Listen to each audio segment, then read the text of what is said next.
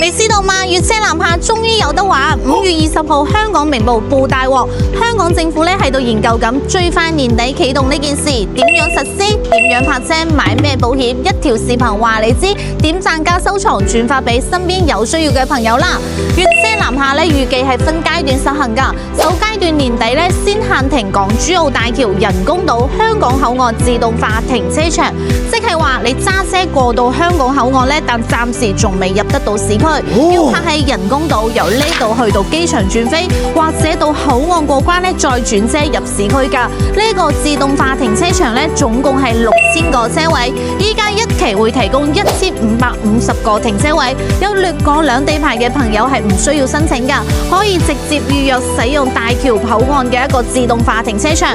第二階段咧可能會放開東涌、迪士尼、北部都會區呢啲片區㗎，最終目標咧係實現咗粵車直入市區嘅一個自駕遊。不過政府咧話要睇住香港嘅交通承載能力，每日設置配額上限。至於點申請，暫時要等香港機管局公布細節。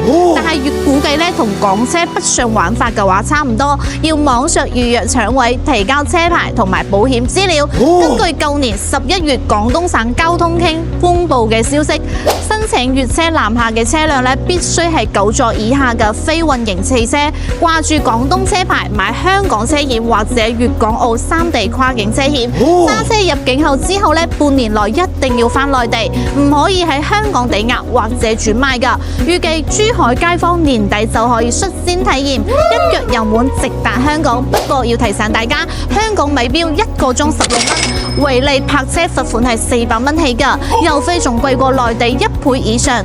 自駕遊記得記好條數啊！關注我，了解更多大灣區資訊。做個